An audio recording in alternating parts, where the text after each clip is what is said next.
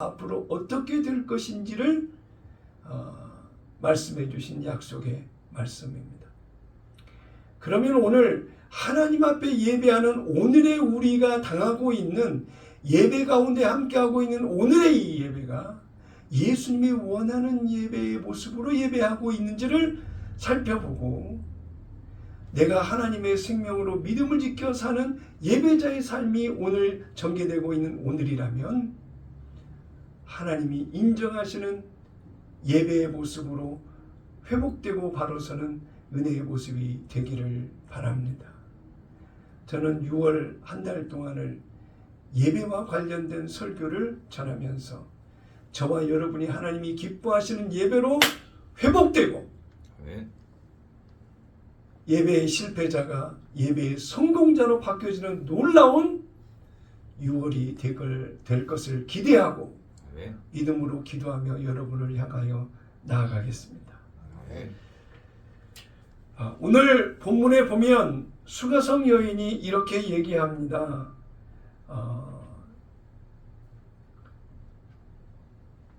예수님 앞에 메시아가 올 것이라고 하는 것을 안다라고 이야기를 하면서, 그가 오시면 모든 것을 우리에게 알려주시리이다 라고 얘기를 하면서 예배하는 장소가 예루살렘인지 아니면 사마리아인들이 주장하고 있는 그리심산인지를 명쾌하게 그리스도께서 알려주실 것이라고 예수님께 이야기를 합니다.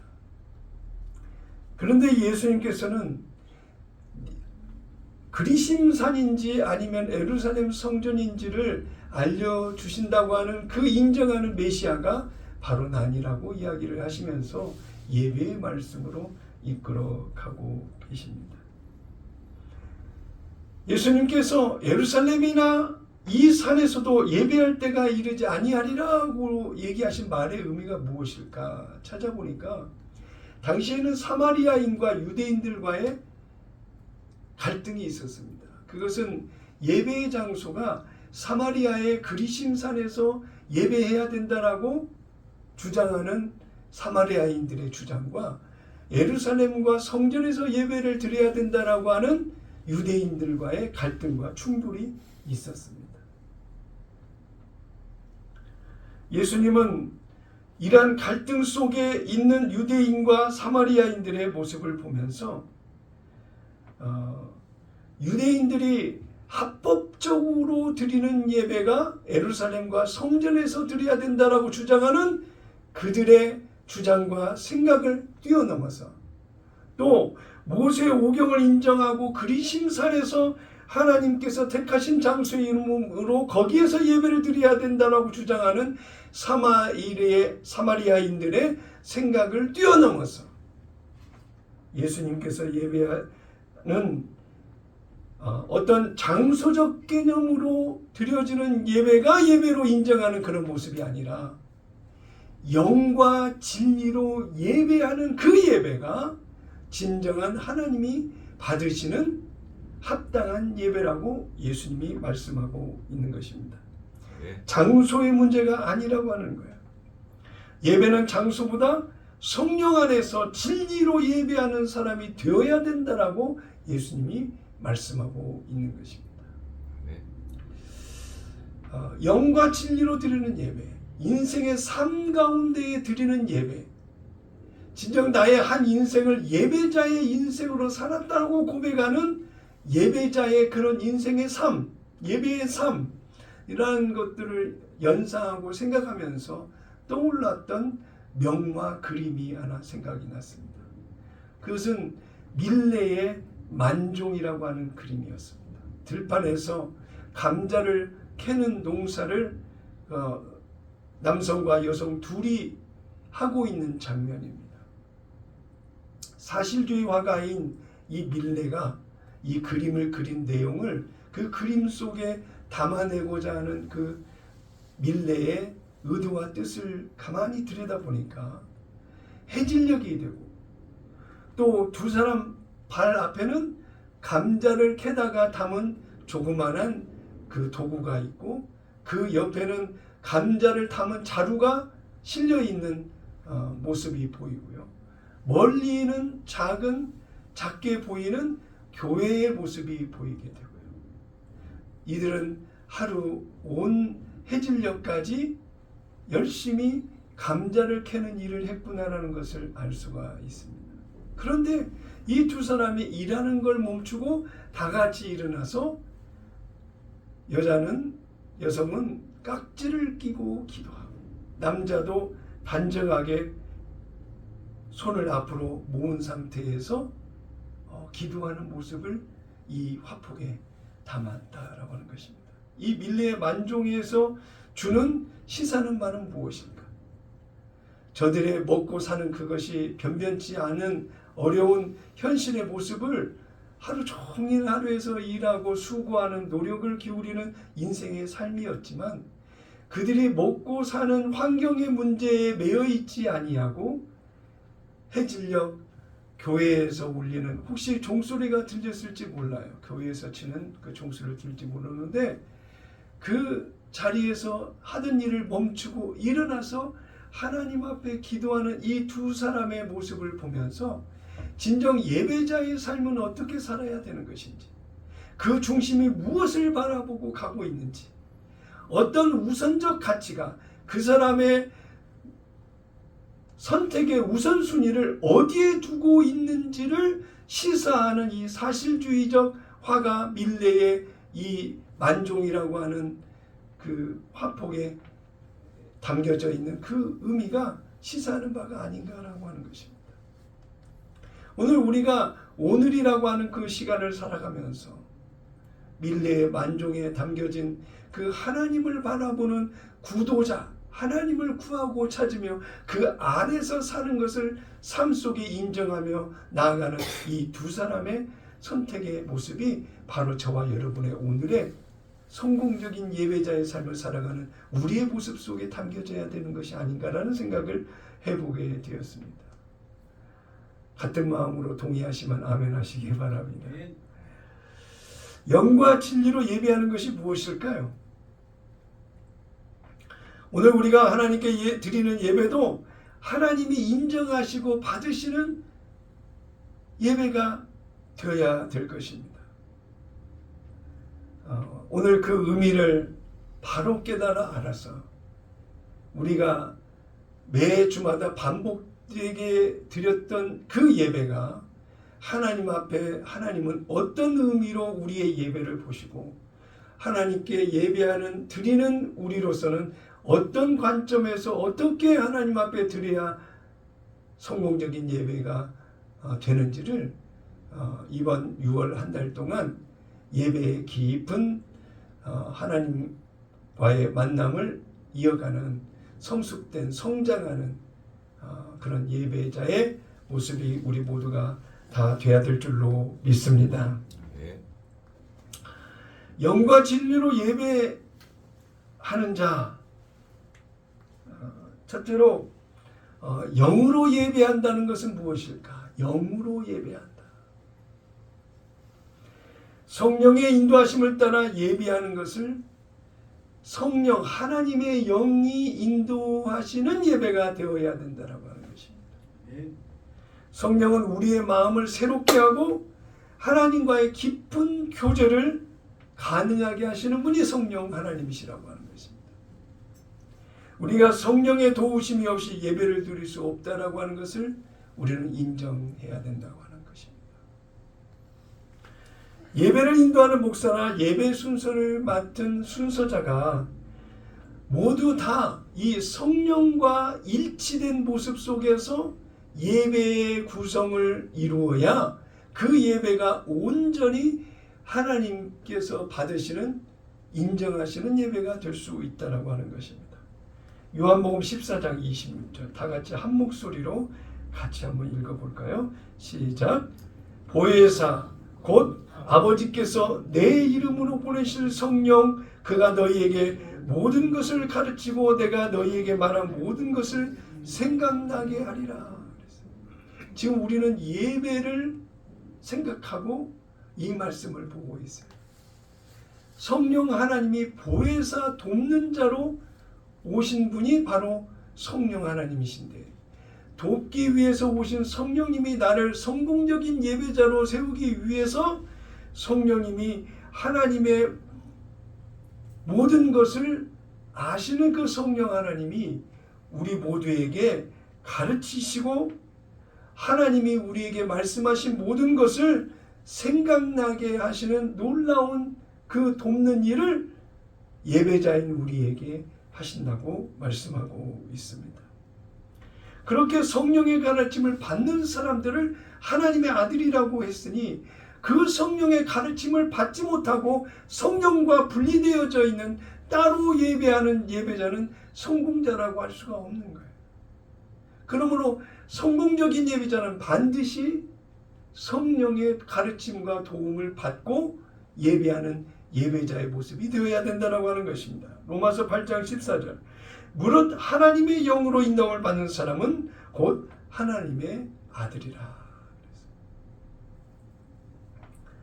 역설적으로 이걸 반대로 상대적으로 보게 되면 하나님의 영으로 인도함을 받지 못하는 사람은 하나님의 아들이 아니다. 상대적으로 마귀의 종이다 라고 이야기를 하는 거예요. 왜 이 표현을 구별해서 하냐면 예배의 성공과 실패의 차이가 이렇게 큰 차이라고 하는 거예요. 성령의 가르침을 받고 사는 믿음과 성령의 가르침을 받고 살지 못하고 육신의 생각과 마음으로 마귀의 영향력을 받고 사는 자, 예배의 실패자들은 바로 이와 같은 결과의 차이가 있다라고 하는 것입니다. 그래서 성령의 인도하심을 받는 것이 하나님의 자녀로서 예배하는 예배자의 그 정체성, 본질, 핵심이라고 이야기할 수 있는 거예요. 성령에 붙들려서 성령에 의하여 하나님 앞에 드려지는 예배자. 바로 거룩한 꿈의 교회 성도들의 모든 예배자가 그런 모습이 되셔야 될 줄로 믿습니다. 고린도전서 2장 10절 이후를 보니까요. 오직 하나님이 성령으로 이것을 우리에게 보이셨으니 성령은 모든 것 곧 하나님의 깊은 것까지도 통달하시느니라. 사람의 일을 사람 속에 있는 영 외에 누가 알리요? 이와 같이 하나님의 일도 하나님의 영 외에는 아무도 알지 못하느니라. 우리가 세상의 영을 받지 아니하고 오직 하나님으로부터 온 영을 받았으니 이는 우리로 하여금 하나님께서 우리에게 은혜로 주신 것들을 알게 하려 하심이라. 2장 10절로 12절의 말씀 중에 핵심을 기억해야 될 것은 오직 하나님이 성령으로 이것을 우리에게 보이셨으니 그랬어요.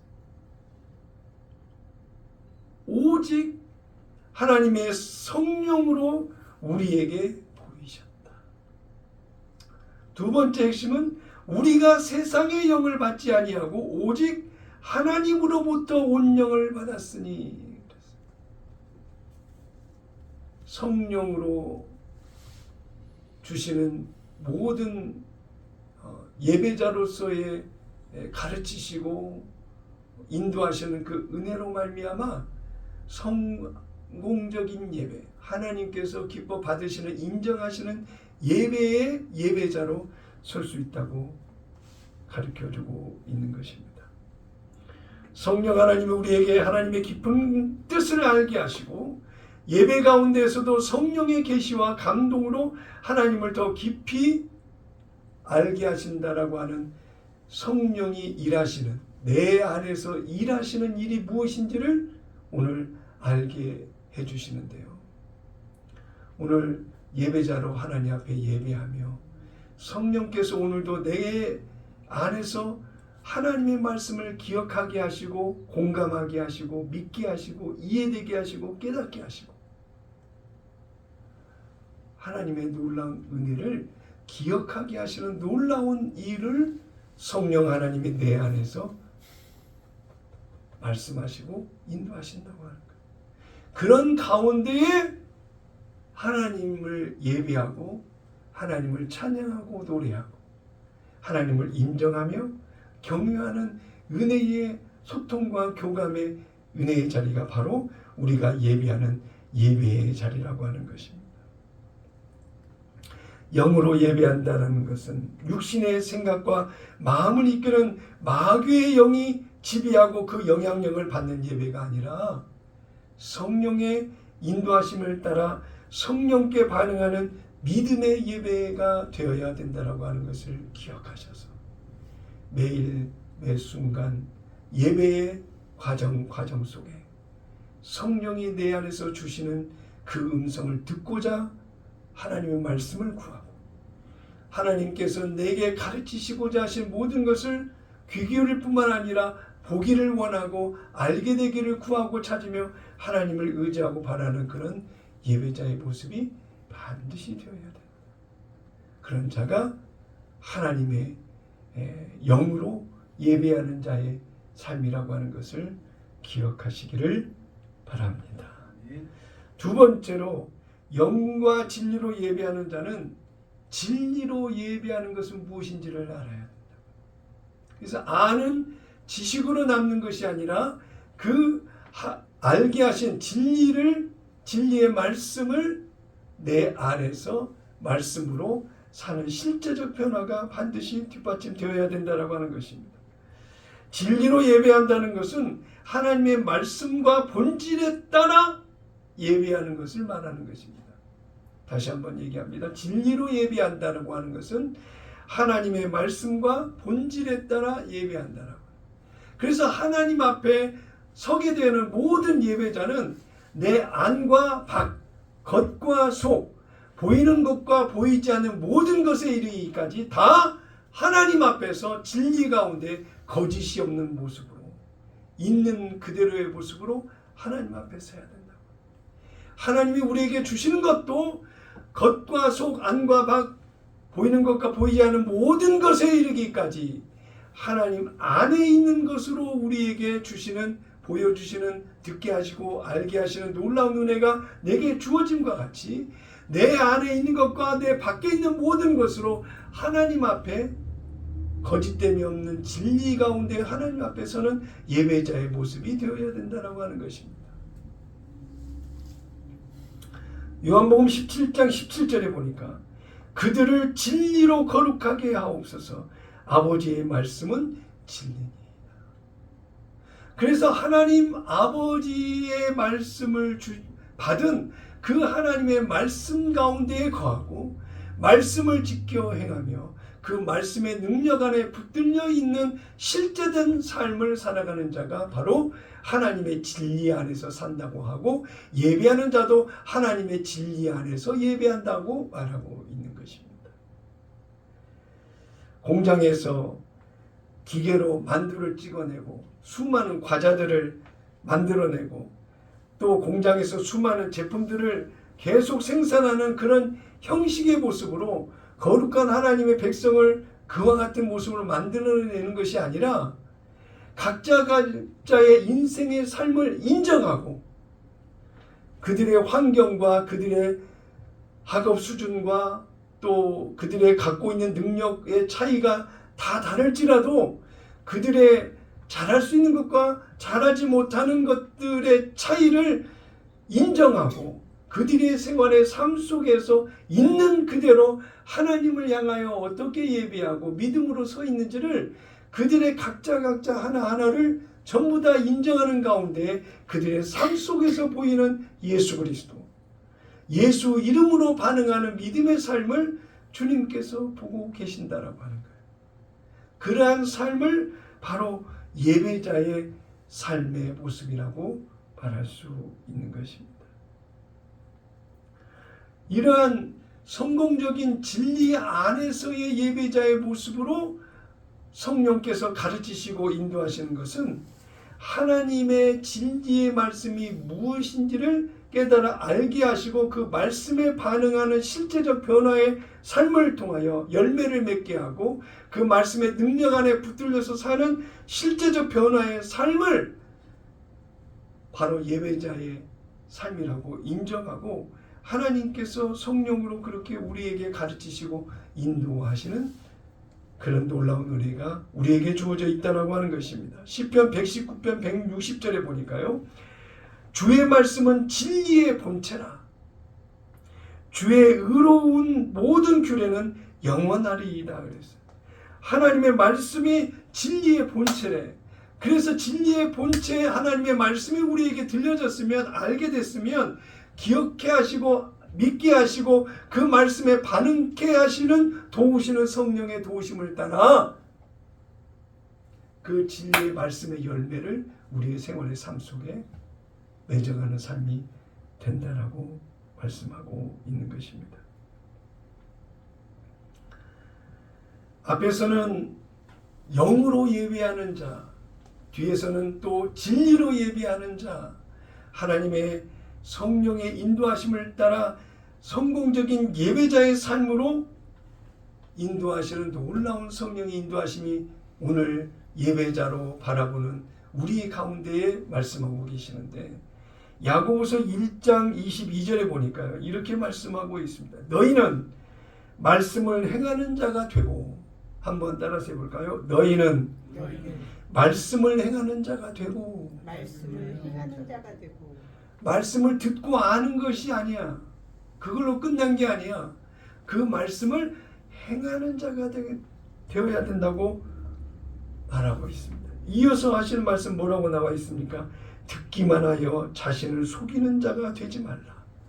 진리로 예배한다는 것은 말씀을 듣는 데 그치지 않고 삶으로 순종하며 그 하나님의 말씀에 반응하는 삶, 말씀에 반응하여 그 열매를 행함으로 나타내는 삶, 그런 삶이 바로 하나님의 진리의 말씀에 반응하는 예배자의 삶이라고 말하고 있는 것입니다. 요한일서 3장 18절, 자녀들아 우리가 말과 혀로만 사랑하지 말고 행함과 진실함으로 하자라고 이야기하고 있어요. 왜냐하면 하나님의 말씀은 진리의 능력이 있으니까 그 말씀대로 행하면 하나님이 책임지시고 그 진리 안에 하나님의 능력이 발현되고 구현되고 그 열매와 결실을 맺는 능력의 하나님의 진리의 말씀이니까 그 진리의 말씀을 내가 능력으로 인정하고 순종했을 때 행함으로 나타나는 열매와 결실을 하나님께서 이루신다라고 말하고 있는 것입니다. 하나님의 백성들은 하나님의 진리의 말씀에 반응하여 거룩하게 하고 그 생명이 자라게 하는 그 결실을 반드시 얻게 하신다고 말하고 있습니다. 베드로전서 2장 4절 이후를 보니까요. 사람에게는 버림바가 되었으나 하나님께는 택하심을 입은 보배로운 산돌이신 예수께 나아가 너희도 산돌같이 신령한 집으로 세워지고 그랬어요. 보배로운 산돌이신 예수님만이 보배로운 산돌로만 그대로 있는 것이 아니라 너희도 산돌과 같이 신령한 집으로 세워지라고 얘기를 합니다. 다듬어지고 깨어지고 원하는 대로 만들어져서 신령한 하나님의 실존하신 내주하시는 거룩한 신령한 집이 되어야 된다라고 말하고 있습니다. 예수 그리스도로 말미암아 하나님이 기쁘게 받으실 신령한 제사를 드린 거룩한 제사장이 될지니라. 신령한 집으로 세워지는 저와 여러분, 에베소서 2장 22절에 너희도 성령 안에서 하나님이 거하실 처소가 되기 위하여 그리스도 예수 안에서 함께 지어져 가느니라고 그랬어요. 예배 가운데 예수 없으면 예배가 아니고 교회당에 예수 없으면 교회당이 아니고 수많은 예배가 여기저기에서 다 드려지고 있지만 그 안에 예수 없으면 성공적인 예배가 될 수 없는 것과 같이 반드시 우리의 인생의 예배자의 삶은 그 안에 반드시 예수님이 거하시는 은혜의 예배자의 삶이 되어야 된다는 거예요. 다 같이 동의하시면 아멘 하시기 바랍니다. 아멘. 성령의 가르치심을 따라 하나님의 진리의 말씀에 반응하는 믿음의 성장이 어떠냐에 따라서 그 사람의 삶의 수준 속에 예수 그리스도의 실존하신 은혜의 삶이 그의 예배의 삶 속에 반드시 나타나게 된다라고 하는 것입니다. 하나님의 말씀에 귀를 기울여야 됩니다. 진리의 말씀의 능력에 기대와 소망을 가지고 그 말씀을 바라봐야 된다고 하는 것입니다. 성령께서는 그렇게 하시기 위해서 내 안에서 가르치시고 인도하시는 성령의 가르치심이 중단 없이 우리의 삶 속에서 말씀하고 계신다고. 그런데 내 안에서 말씀하시는 성령의 가르침을 소홀히 하고 업신여기고 가볍게 여기고 쉽게 함부로 대한다고 한다면 어찌 성령의 가르치심을 은혜 가운데 스폰지처럼 잘 흡수하고 받아들이는 자라고 할 수가 있겠습니까? 성령 하나님과 동행하는 순종의 믿음으로 나가야만 진리의 능력의 하나님의 말씀이 내 안에서 수많은 열매와 결실을 맺도록 능력 가운데 우리를 인도하신다는 것을 잊지 마시기를 바랍니다. 예배할 때가 온다고 얘기하시면서 말씀하셨던 예수님이 뭐라고 말씀하셨어요? 영으로 예배하고 진리로 예배하는 그런 하나님께서 그 예배의 본질과 핵심을 정확히 말씀하고 있는 것입니다. 우리가 예배할 때 영과 진리로 예배하는 변화된 삶, 아는 지식으로 끝나는 것이 아니라 행함으로 성령과 함께 믿음으로 반응하며 나가는 그런 삶, 그런 예배자의 삶이 우리 거룩한 꿈의 교회 성도 여러분 한 분도 예배 없이 다 그러한 오늘의 예배자의 삶을 살아가시기를 예수님의 이름으로 축원합니다. 세 번째로 삶으로 드리는 예배자의 모습이 되어야 된다고 교훈을 주고 있습니다. 삶으로 드리는 예배자라고 하는 것은 인생의 삶 전체를 하나님께 예비한 예배자라고 하는 것입니다. 영과 진리로 예비한 그의 삶이 총체적으로 그의 인생을 들여다보니까 그의 모든 예배가 다 하나님을 향하고 있다. 오늘 밀레의 만종의 그림 화폭 하나에서 시사하는 수많은 그 메시지가 다 하나님을 향하여 있다라고 하는 시간도 그 환경도 그들이 들판에서 얻은 곡식의 그 결과물도 비록 감자이지만 배고픔을 면할 수 있는 감자라고 하는 그 식물이지만 그 안에 감사가 담겨져 있어요. 환경에 매이고 묶이지 아니하고 그들이 온전히 하나님을 바라보고 있다라고. 그들이 먹고 마시고 생활하는 가운데에 여유롭지 못한 그런 환경인데도 불구하고 멀리 교회당이 있다라고 한다면 교회당 예배의 중심의 삶을 살았다라고 하는 메시지가 그 안에 담겨져 있다. 저는 오늘 예배 설교를 준비하면서 여러분에게도 참 감사한 것이 수많은 교회가 있고 수많은 예배가 드려지고 있지만 그 예배를 뛰어넘고 교회당을 뛰어넘고 넘어서 거룩한 꿈의 교회를 찾아와 함께 예배하는 이 예배를 하나님께서 어떻게 보실까?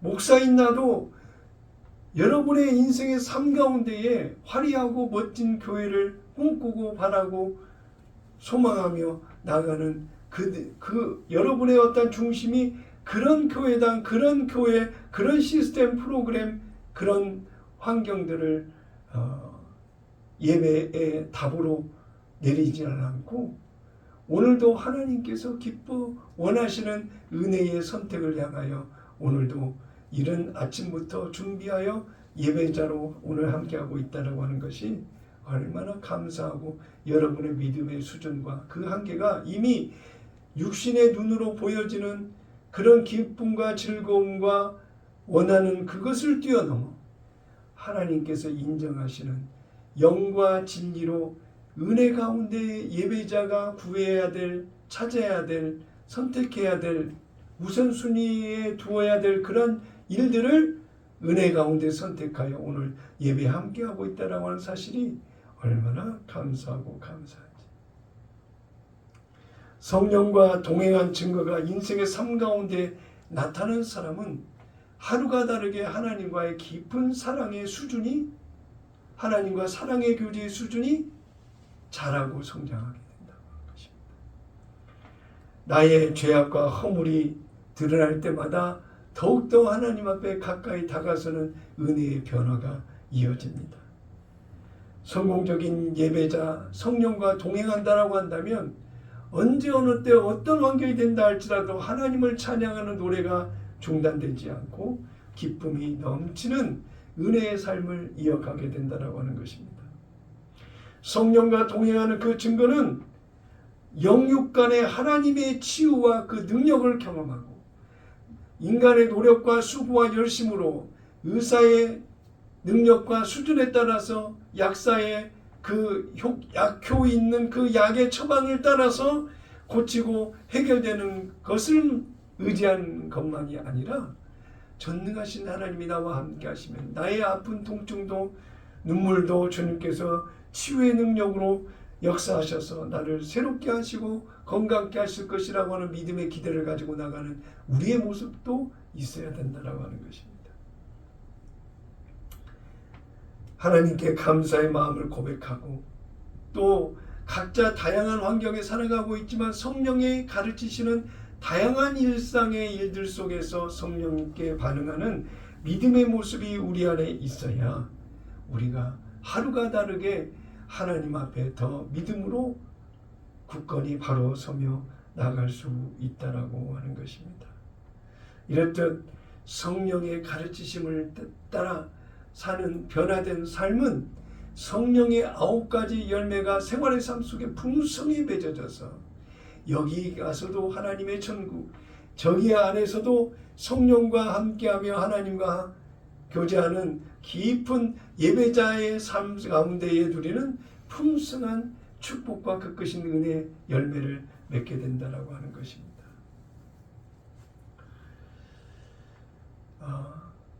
이러한 모든 것이 심령과 우리 몸에서 하나님으로 인해서 오는 그 결과적인 열매가 반드시 맺어져야 된다라고 하는 것인데요.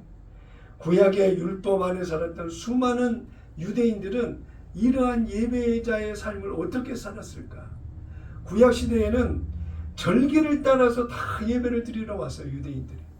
그들의 손에는 제물로 쓰여질 양과 소와 갖가지 제물이 손에 들려졌고 하나님 앞에 예배하는 그것을 큰 보람과 절기를 따라 예배를 드리니 1년의 큰 행사 중에 행사가 바로 성전에 나아가 하나님 앞에 제사를 드리는 것이 그들의 가장 큰 일이었어요.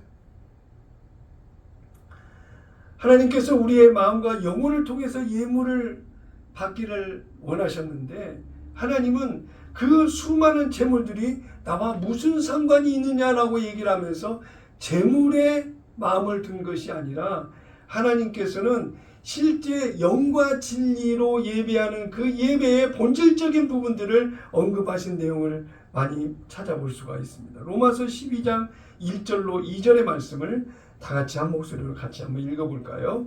시작. 그러므로 형제들아 내가 하나님의 모든 자비하심으로 너희를 권하노니 너희 몸을 하나님이 기뻐하시는 거룩한 산 제물로 드리라. 이는 너희가 드릴 영적 예배니라. 너희는 이 세대를 본받지 말고 오직 마음을 새롭게 함으로 변화를 받아 하나님이 선하시고 기뻐하시고 온전한 뜻이 무엇인지를 분별하도록 하라 그랬어요. 너희 몸을 하나님이 기뻐하시는 산 제사로 드리래. 그렇다고 해서 사람의 몸을 죽여서 드리는 산 제사가 아니고 여기서 얘기하는 오직 마음을 새롭게 함으로 변화를 받아라고 이야기를 하고 있어요. 변화를. 예배는 다 드리러 와요. 예물도 드려요. 시간도 드려요. 봉사도 하고 예배 순서도 맡아서 하나님 앞에 예배합니다. 예배를 다 드리고 끝나면 예배를 다 그것이 예배를 드린 그 끝남이 아니라고 하는 거예요. 예배 가운데 하나님의 은혜를 받은 그 받은 은혜로 실제 생활의 삶 속에서도 그 은혜의 연장선에서 변화된 실제적 삶을 살아내야 된다고 하는 거예요. 그래서 다시 한번 우리가 한번 따라서 함께 읽어보고 싶은 내용의 말씀은 로마서 12장 2절에 한번 따라서 해볼까요? 오직 마음을 새롭게 함으로 변화를 받아. 예배자의 핵심은 뭐냐면 마음을 새롭게 함으로 변화를 받아 영과 진리로 예배하는 예배가 바로 우리가 예배자의 삶을 살아가는 모습이라고 하는 거예요. 비포 애프터가 반드시 나눠져 있어요. 우리가 마음의 심령의 새롭게 함을 받은 변화의 모습이 그 전과 후가 바뀌어져요. 그러니까 하나님의 사랑을 알게 하고 그랬어요. 그러면 하나님의 사랑을 알고 난 이후에는 그 사랑을 알고 난 이후의 변화가 반드시 따라야 된다고 하는 거예요. 하나님과 실제 사랑을 나누고 있다고 한다면 하나님의 사랑을 알게 된 이후의 변화가 알기 전 몰라서 사랑에 반응하지 못했던 그러한 것들을 하나님의 사랑을 알고 난 이후에 반응하는 변화가 반드시 수반되어야 된다고 하는 거예요. 뗄래야 뗄 수 없는, 떼어지지 않는 죄악의 그 마지막 남아있는 그 끝나풀이라는 것들을 내 노력과 수고와 열심으로는 할 수 없었는데 이제는 하나님의 놀라운 사랑이 내 안에 밀려오고 그 사랑을 알게 되다 보니 그동안의 끝나풀처럼 달라붙었던 원치 않는 수많은 죄들이 너무 더럽고 추하고 가까이 하기엔 너무 먼 당신이라고 하는 것을 알게 된다.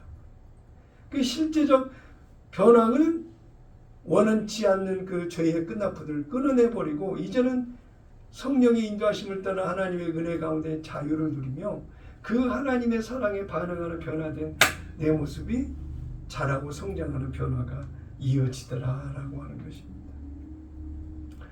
유대인들은 수많은 희생제물로 수송아지와 어린 양들과 숫 염소 등 수많은 제물을 하나님 앞에 가지고 나갔지만 하나님은 그들의 수고로 드려야 수많은 제물들을 받지 않으셨다라고 이야기를 하십니다.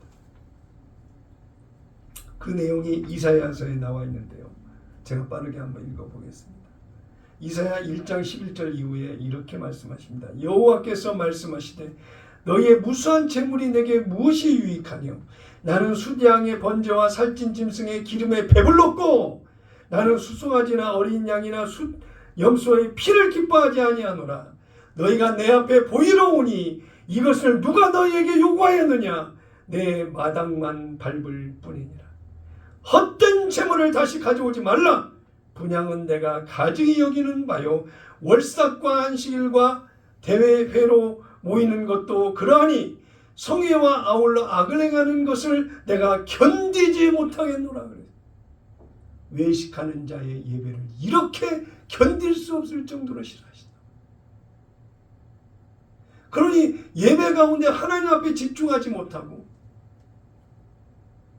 거룩한 모습으로 영과 진리를 참여한 성령의 가르침을 받는 실제 성령과 하나된 예배자의 모습이 되어야 하나님이 받으시는 예배자의 모습이 아니냐 이거예요.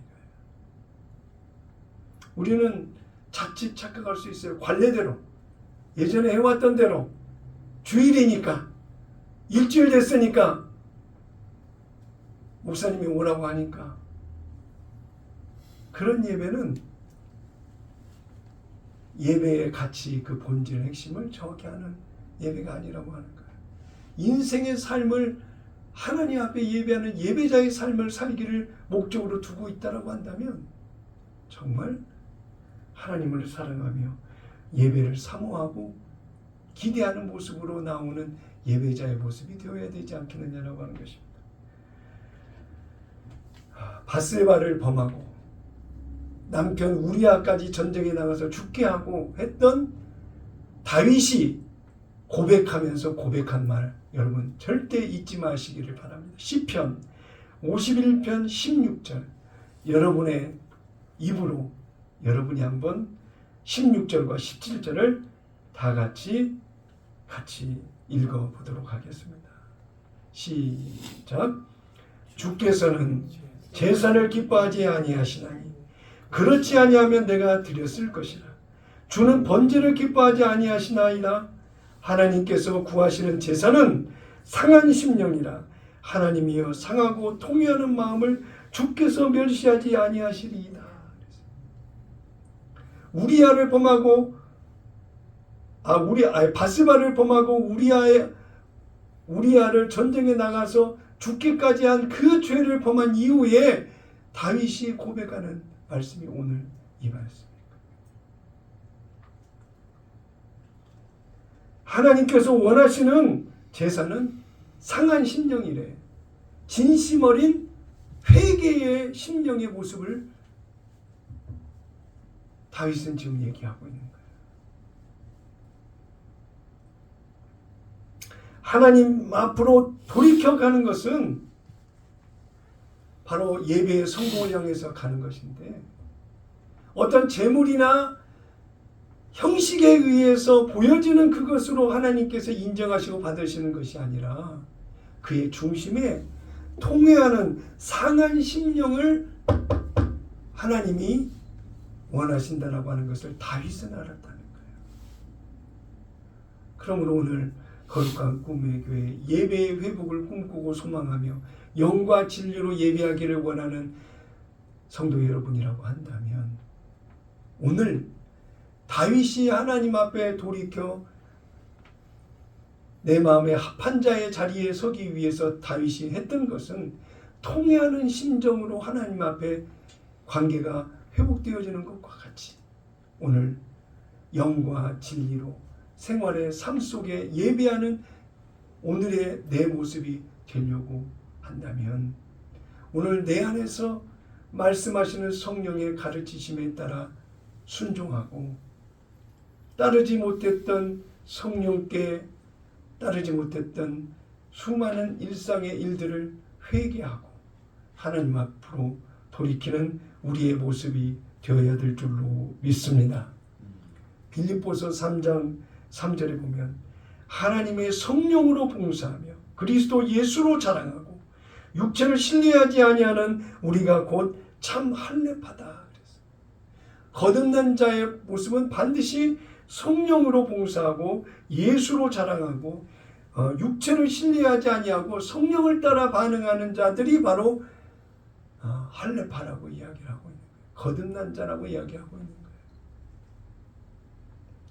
그래서 사도 바울은 히브리서 10장 22절에 이렇게 얘기하고 있습니다. 우리가 참 마음과 온전한 믿음으로 하나님께 나아가자. 중심이 하나님을 향해서 있어야 된다고 말하고 있는 것입니다. 하나님 앞에 드리는 예배는 거짓없는 참된 마음과 믿음의 반응을 통해서 이루어져야 된다고 하는 거예요. 통회하는 심정을 다윗이 얘기한 것 같이 우리의 중심에 통회하는 회개와 변화가 성령을 통해서 이루어졌을 때 하나님 앞에 예배하는 예배자의 참 모습으로 서게 되는 그 출발이 될 수 있다고 하는 것입니다. 시편 51편 6절에 보소서 주께서는 중심이 진실함을 원하시오니 내 속의 지혜를 알게 하시리이다. 중심이 진실함을 원하신다고 다윗이 깨달았다고 합니다.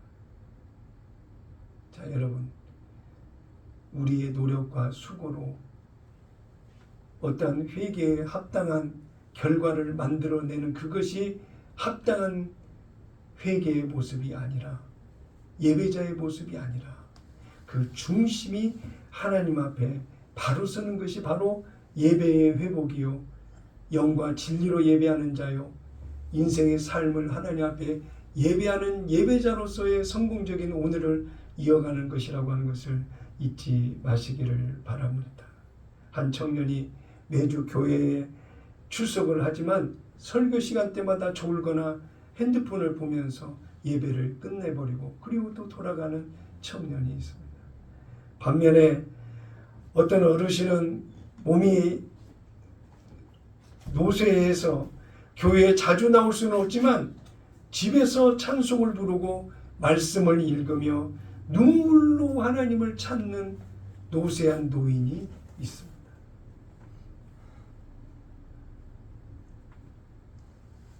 비록 교회에 자주 나올 수는 없지만 온전히 생활의 삶 속에 주어진 시간 속에 남은 인생 속에 하나님을 구하고 찾는 이 노인이 교회의 얼굴을 보이지 못한다라고 해서 어찌 그가 예배자가 아니라고 할 수가 있겠습니까? 참된 예배자는 성령 안에서 하나님의 말씀과 예수 그리스도 안에서 벗어나지 않고 믿음의 주요 온전케 하신 하나님을 바라보며 나아가는 그런 자가 예배의 성공자라고 할 수 있는 것 아니겠습니까? 저는 몇몇 분이 주일날 예배에 나오지를 않고 또 늦게 나오고 정말 하나님께 성공적인 예배자의 삶으로 살아가고 있는지를 항상 말은 하지는 않지만 제 마음에서는 되묻고 있습니다. 여러분, 예배의 성공자가 되셔야 됩니다. 여러분은 어떻게 하나님을 사랑하며 하나님을 바라보고 나아가고 있습니까? 예수님은 성공적인 예배자는 영과 진리로 예배하는 때가 온다고 하셨는데 우리의 성공적인 예배는 예수님이 말씀하신 영과 진리로 예배하는 그 때가 지금도 은혜 가운데 누리고 있는 오늘인지 아니면 아직도 영과 진리에 대한 놀라운 하나님의 은혜를 알지 못하여 영과 진리로 예배하는 것은 아직도 영원한 멀리 있는 이야기인지 오늘 드리는 예배는 일주일의 시작입니다. 한 주간 내내 예배의 회복을 사모하고 생활의 삶 속에 모든 시간이 하나님 앞에 예배의 시간을 그려가는 인생의 참된 한 주간 여러분의 예배자의 시간이 되시기를 예수님의 이름으로 축복합니다.